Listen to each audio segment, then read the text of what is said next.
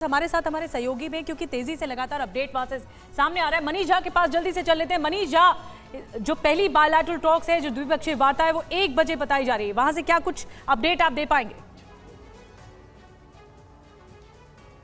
देखिए, जब पहला सेशन खत्म होगा उसके बाद लंच आवर होगा। लंच आवर के बाद 1:30 से 3 का वक्त रखा गया है बायलैटरल सेशन के लिए, जहां पर अलग अलग देश अलग अलग देशों के साथ बात करेंगे। लेकिन फिलहाल निधि, हम बात करते हैं कैटरीना से। कैटरीना रूस के सेंट पीटर्सबर्ग से है, यहां पर G20 के सम्मेलन में यहां पर मौजूद है और इस समय आप देखिए रूसी फ्लैग के साथ। So first of all, tell us something about yourself and then what you are doing here. Yes, I'm journalist. I come on G20, of course, like you work. But you know, story about this flag. Before I was in South Africa in BRICS, and we had a big holiday flag, Russian flag, and I take it. And many people from different countries, India and other, many come to me and say, "Oh, I want photo with you. I want photo with your flag. We very like Russia. We very like it."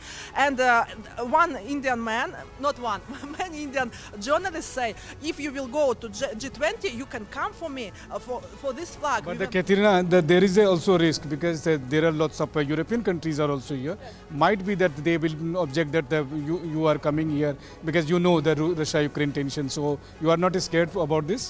No, you know, Europe people too come to me and say, "Oh, Russian flag, can I photo with you?" And you know, many people come from Europe too and say, "Oh, very nice, very cute." European people also, huh? Yes, Germany, France, yes too, yes.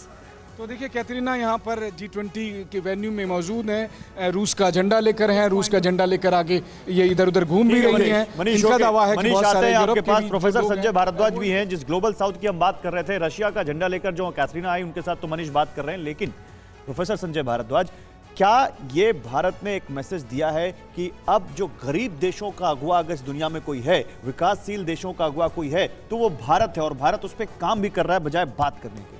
निश्चित रूप से देखिए, भारत हमेशा से global south की एक voice, आप जनवरी में जो सबमिट हुआ ग्लोबल साउथ वॉइस के रूप में, उसमें भी ये बात स्पष्ट आ गई थी कि जो सफरिंग्स हैं, जो मैं कह रहा हूँ ग्लोबल गुड्स की जो बात है, जिसमें आप फूड सिक्योरिटी को ले लीजिए, हेल्थ को ले लीजिए, जो ज़्यादातर इश्यूज हैं, जो गंभीरता जिसकी है, वो ग्लोबल साउथ के देशों की है। क्लैरिटी नहीं मिल रही, इससे भारत को क्या फ़ायदा होगा?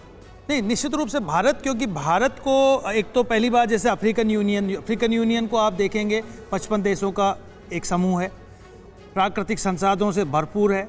चाइना ने $150 बिलियन का वहाँ इन्वेस्टमेंट किया हुआ है, जो कि डेट ट्रैप की तरफ जा रहा है।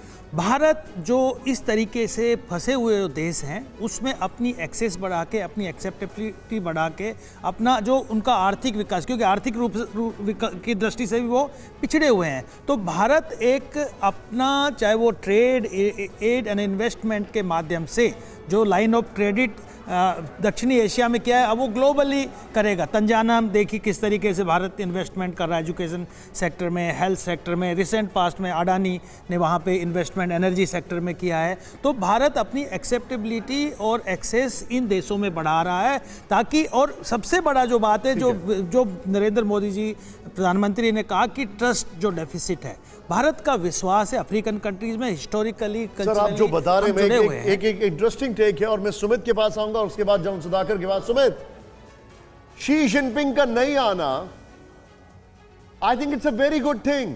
अभी तक जो हमें लग रहा था बहुत बुरा हुआ, it's a very good thing. कम से कम जो हमारा G20 का सम्मेलन है, उसमें मामला खराब करने वाला कोई स्पॉइलर अब बचा नहीं है। Let's look at it like that.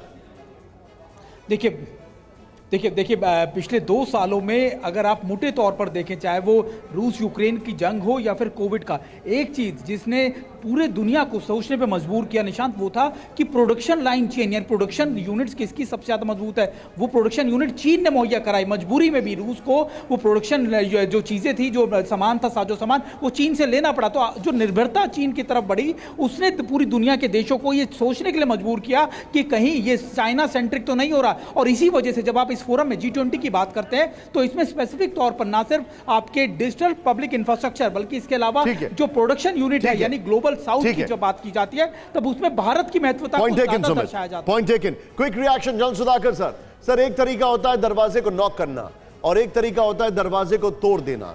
In the new world order क्या भारत ने वो दरवाजा तोड़कर अपनी दस्तक दे दी है? And China has to wait and watch and observe now. Nishant, China तो ट्रेडिशनली हिस्टोरिकली हम सब जानते हैं, जहाँ पे कुछ दिखता नहीं है वो कुछ ना कुछ भूत निकल आते हैं। तो anyway I leave that aside, but I must tell you one thing कि ये जो रिमार्केबल एक मेगा इवेंट हुआ है, इसके पीछे हमारे जो थिंक टैंक हैं उन्होंने सही मुद्दों को उठाया है